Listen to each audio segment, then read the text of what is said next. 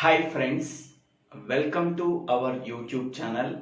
Today we have to discuss about what is structure, how structure can be declared, how structure variable can be declared, how structure can be initialized, and how we are accessing the structure members. These are the points that we are discussed in this video.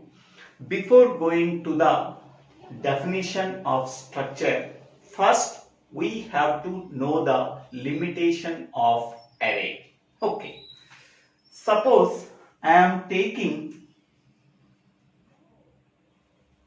10 students. Each student has roll number, name, phone number. Each student has roll number, name, phone number. Okay, so we have to store the roll number of 10 students. We have to use one array, one integer array. To store the names of 10 students, we have to use one character array. Next, to store the phone numbers of 10 students, we have to use one long integer array. Okay, so to store the information or data of 10 students, how many number of arrays are required? So to store the roll numbers, we have to use integer array. To store the names, we have to use character array. To store the phone number, we have to use long integer array. So 3 arrays are required to store the information of 10 students.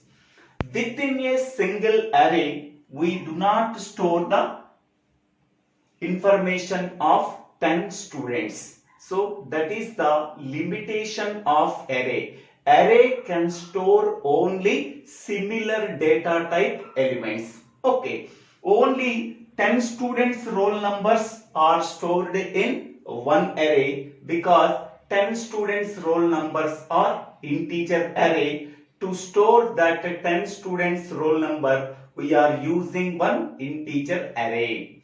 So that integer array can store only integers.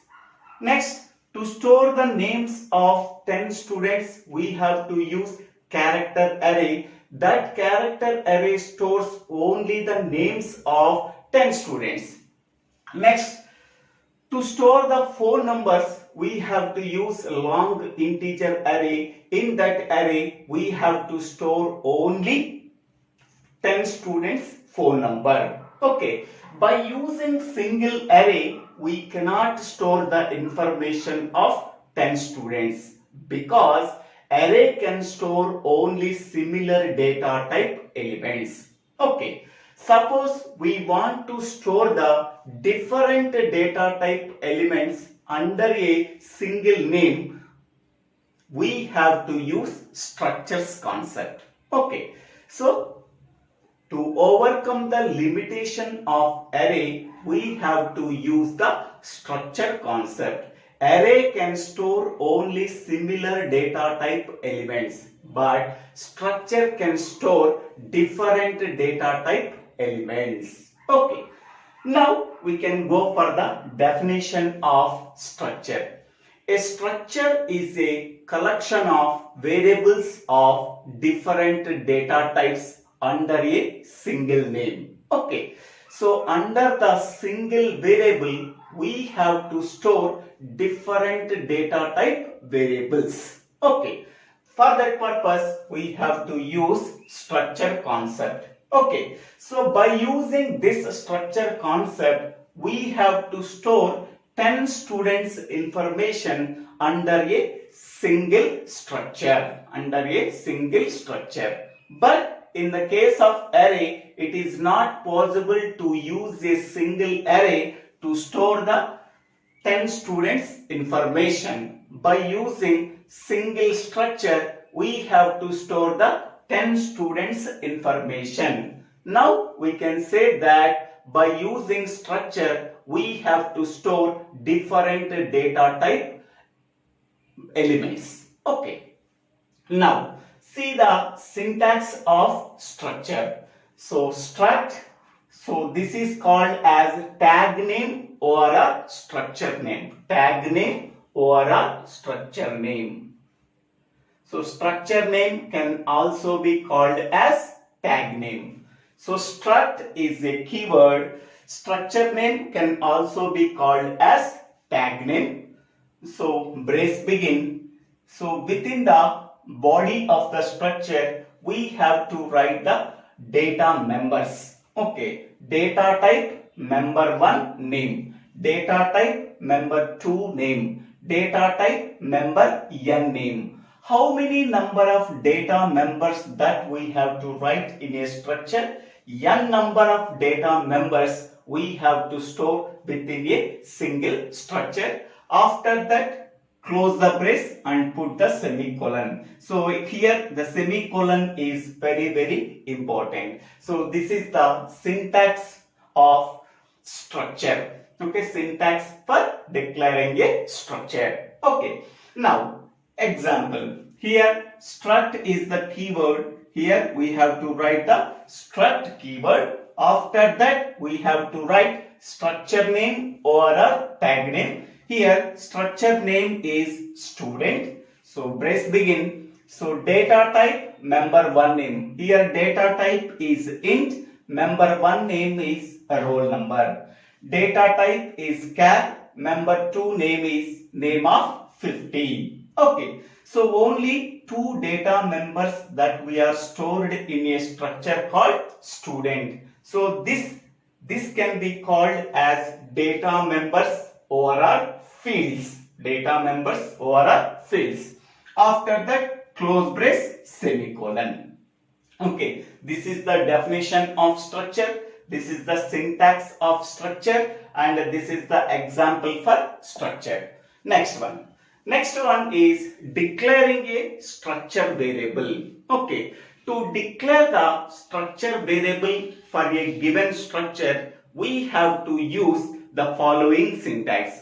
We have to use either this syntax or this syntax. Okay, the first syntax is similar to the syntax of the structure except one condition. Okay, struct, here tag name is structure name, tag name or a structure name. Brace begin, data type member 1 name semicolon, data type member 2 name semicolon, up to data type member n name semicolon. So close brace. After close brace we have to write variable name semicolon. So this is called as the structure variable. Okay, so after close brace followed by variable name semicolon. Okay, so this is compulsory. Okay, now we have to use another syntax for declaring a structure variable. So struct,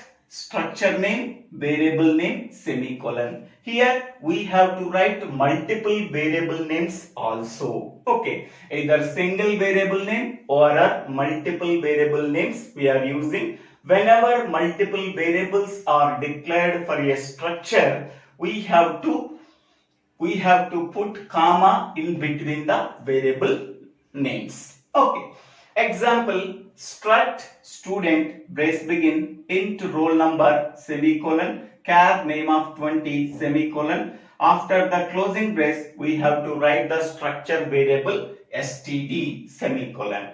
We have to use this syntax also, struct, structure name, variable name. So struct student std semicolon. We have to use either this example or this example for creating the variable for a given structure. We have to use either this syntax or this syntax to declare the variable for a structure. Okay, here every member name is followed by semicolon. Okay, data type member 1 name semicolon, data type member 2 name semicolon, up to data type member n name semicolon.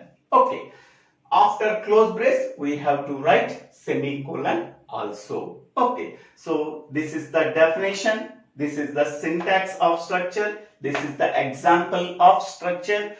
So this is the syntax for declaring a structure variable, and this is another syntax for declaring a structure variable. These are the examples for declaring a structure variables. Next, we can go for initialization of structure members. Now, to initialize the structure members, we have to use two techniques we have to follow to initialize the structure members. The first technique is using dot operator, and the second technique is all the members of the structure can be initialized within a single statement. By using these two techniques, we have to initialize the structure members.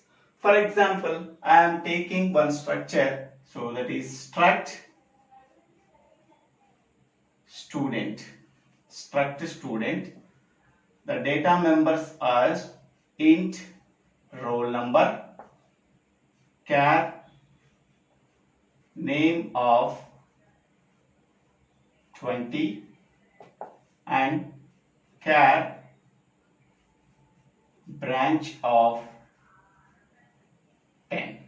So these are the three data members of the structure student. I am creating the variable for a structure std semicolon. Okay, so struct is the keyword and the structure name is a student. The data members of the student structure are roll number, name, branch. This is the variable that we are created for the structure called student. Okay, so now how we are initializing the data members of the structure. So this can be done in two ways. The first one is by using the structure variable, by using the dot operator, we have to initialize all the structure members. So here std is nothing but structure variable dot member name. Structure variable dot member name is equal to, I am giving 654. Okay, next, to access the name, so here std dot name is equal to, so name can be put in double quotes, so Sai semicolon. Next, third one is structure variable dot member name is branch is equal to, within double quotes we have to write CSC. Okay, so by using the dot operator, we are initializing all the members of the structure. Here roll number can be initialized with the 654, name can be initialized with the Sai, and branch can be initialized with the CSC. Okay, so by using the dot operator, we are individually initialize the structure members. Okay, so here three members are there in the structure called student. Three members can be initialized in three steps. Okay, in the first step, roll number can be initialized. In the second step, name can be initialized. In the third step, branch can be initialized. So this is one way. Okay, so using dot operator, we are initializing the structure members. Okay, so syntax is structure variable dot member name is equal to value. Here structure variable is std, member name is the roll number, and value is 654. Next, structure variable is std dot member name is the name, and value is Sai. Sai is a string, so that it can be put in double quotes. Okay, next, structure variable is std dot member name is branch is equal to value is a string, so that can be put in double quotes. If the value is a integer, there is no need of putting in double quotes. Okay, So by using dot operator, we have to initialize one member at a time. Okay.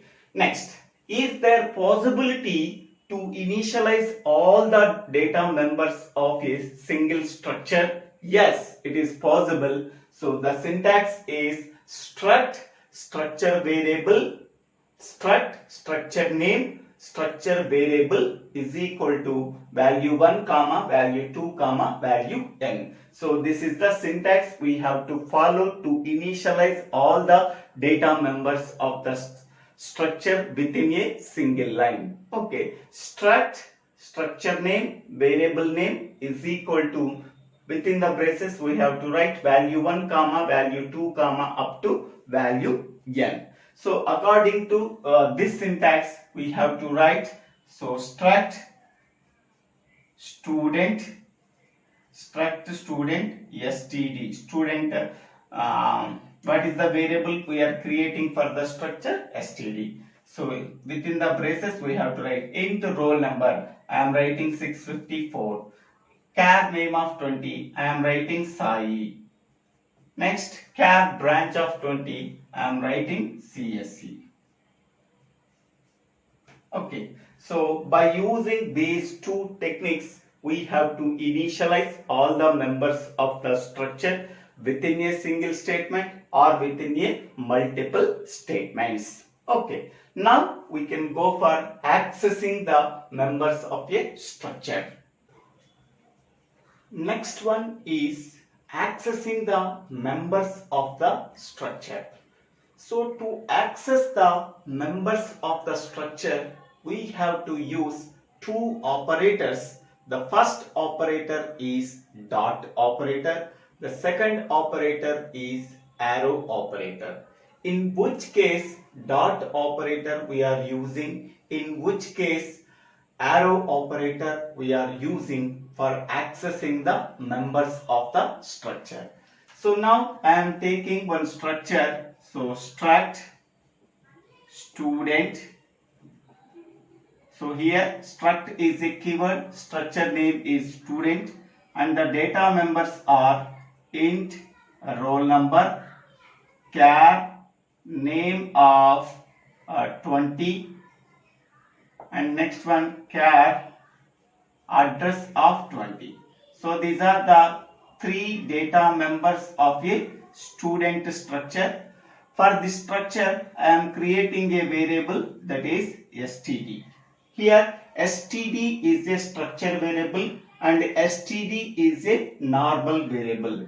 By using this variable we have to access the members of the structure using dot operator. Okay, by using dot operator, by using the structure variable we are accessing the members of the structure. So what is the syntax we have to follow? Structure variable name dot member name, structure variable name dot member name. By using this syntax we are accessing the members of the structure by using structure variable.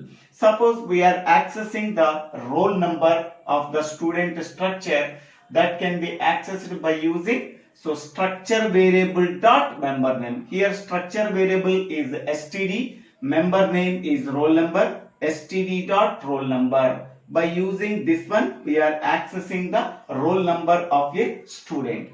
We are accessing the name of a student by using std dot name. We are accessing the address of a student, so we are using std dot address. Okay, so this is the structure variable, this is the member name. Okay, in between them we have to use the dot operator. By using that dot operator we are accessing the members of the structure. Okay, next, second case.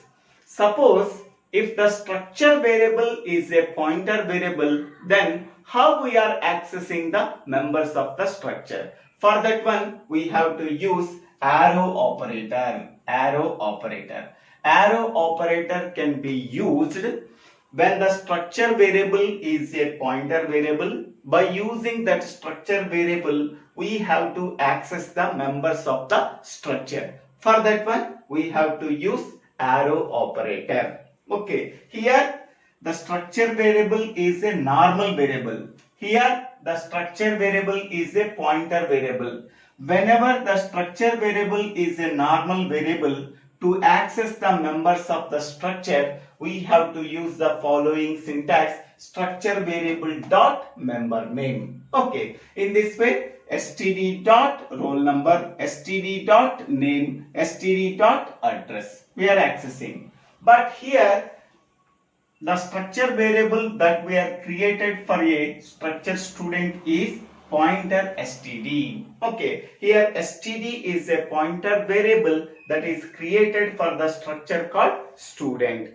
So now by using this variable, we are accessing the members of the structure by using arrow operator. To access the roll number of a particular student, we have to use std arrow mark roll number. We have to access the name of a student, we have to write std arrow mark name. We have to access the address of a student, for that one we have to use the std arrow mark address. Okay, so whenever the structure variable is a pointer variable, to access the members of the structure, we are using arrow operator. Okay. Whenever the structure variable is a normal variable, to access the members of the structure, we are using a dot operator. Okay, so this is the description about accessing the members of a structure. Okay, thank you. Thank you for watching this video. If you like this video, please click on the like button. If you like this video, please share this video to your friends and classmates. If you like this video, please subscribe my channel name. So, DIVVELA SRINIVASA.